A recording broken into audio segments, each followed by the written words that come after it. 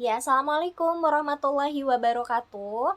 Perkenalkan, nama saya Yeni dengan nomor NIM 0302192009. Di sini saya akan melaksanakan tugas ujian akhir semester mata kuliah manajemen risiko mengenai studi kasus di perusahaan. Dan saya memilih tema manajemen risiko pendekatan HIRADS pada perusahaan PT Java Confit Indonesia di unit Purwakarta. Baik, langsung saja ke pembahasan pertama, yaitu di sini ada 3 aspek ya, budaya keselamatan yang saling terkait. Di antaranya yaitu aspek perilaku, aspek situasional, dan aspek individu. Ya, aspek perilaku yaitu mengacu pada apa yang dilakukan orang-orang terkait keselamatan yang berkaitan dengan perilaku keselamatan atau safety behavior.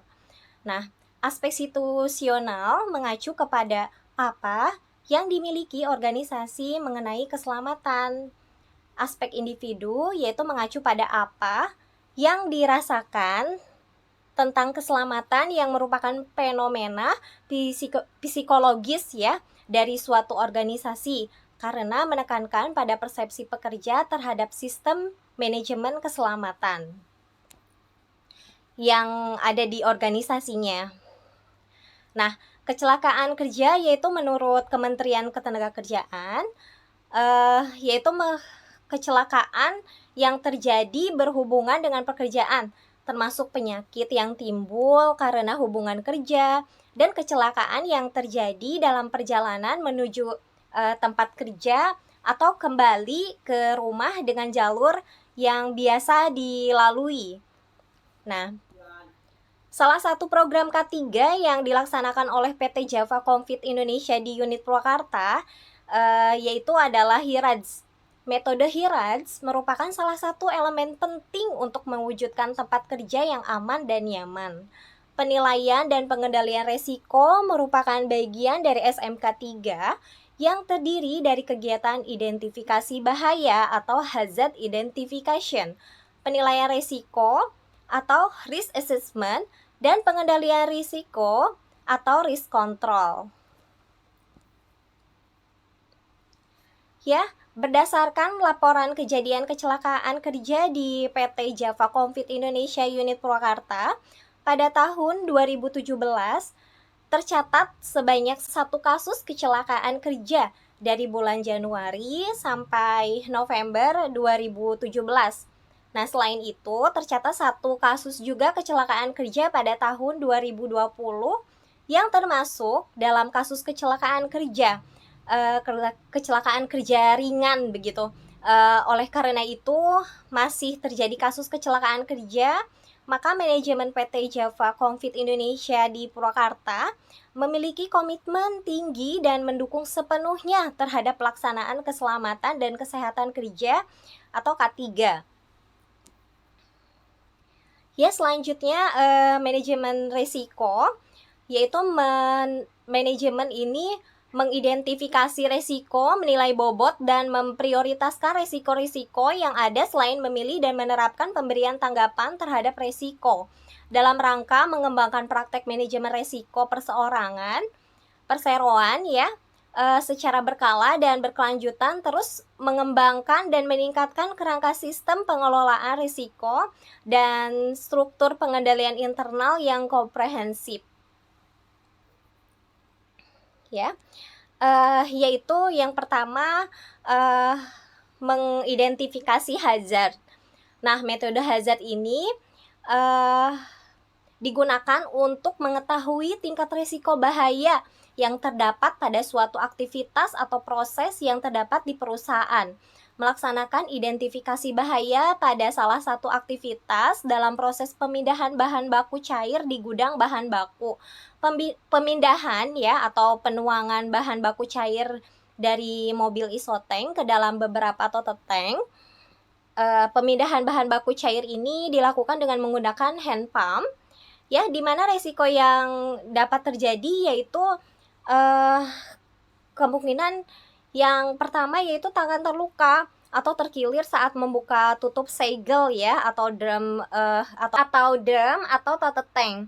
Dan yang kedua yaitu terpapar bahan cair atau kimia, dan yang ketiga yaitu tumpahan bahan kimia, dan yang keempat yaitu kontaminasi bahan kimia. Ya, kemudian yang penilaian resiko risk assessment yaitu penilaian risiko dilakukan untuk mengetahui tingkatan risiko pada pemakaian gayung atau hand pump. Penilaian risiko dilakukan dengan 2 tahapan, yaitu analisa risiko dan evaluasi risiko. Analisa risiko ini yaitu suatu tahapan yang dilakukan untuk menentukan besarnya suatu risiko yang merupakan gabungan kemungkinan terjadi atau likelihood dengan keparahan risiko severity.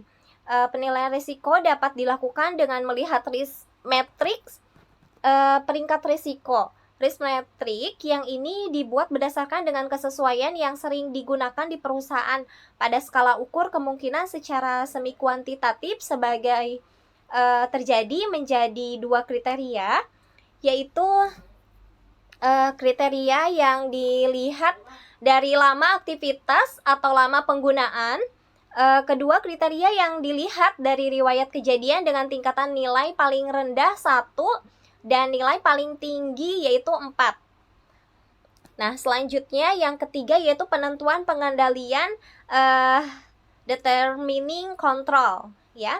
Nah, tahapan ini itu dilakukan dengan tujuan memberikan usulan untuk upaya pencegahan dan pengendalian terhadap resiko-resiko yang telah diidentifikasi. Ya, telah diidentifikasi sebelumnya. Untuk pengendalian aspek bahaya, maka dibuatkan beberapa jenis pengendalian.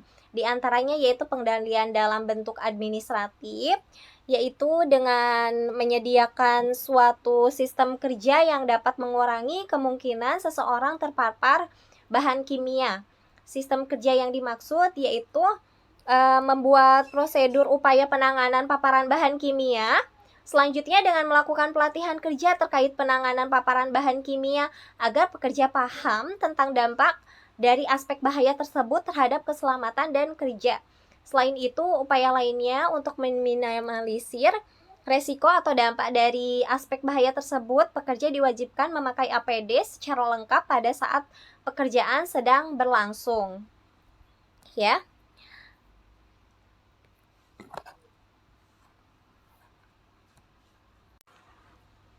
Ya, di sini ada tabel untuk tingkatan resiko ya. Tingkat resiko sama dengan tingkat keparahan dikali tingkat kemungkinan.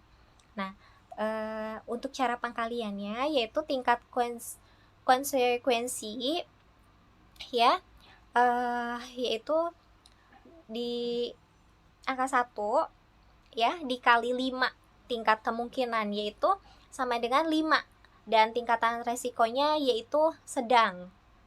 Kemudian 2 ya tingkat konsekuensi dikali tingkat kemungkinan 5, yaitu sama dengan 10 dengan tingkat resikonya sedang.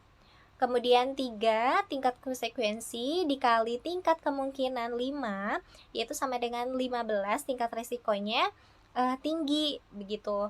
Dan 4 dikali 5 sama dengan 20, yaitu tingkat risikonya tinggi, dan 5 dikali 5 25, tingkat risikonya tinggi ya. Jadi yang tertinggi ini di angka 25 begitu. Ya. Selanjutnya ya, jadi kesimpulannya yaitu yang pertama, aktivitas yang memilih resiko yang membahayakan keselamatan dan kesehatan kerja atau K3 pada proses pemindahan bahan baku zat kimia di gudang, aktivitas pemakaian forklift, repacking gumortosin, dan pemakaian gayung atau hand pump. Kemudian yang kedua, usulan pengendalian unsur meminimalisir dampak atau resiko dari aspek bahaya yang terjadi pada proses pemindahan bahan kimia di gudang bahan baku zat kimia.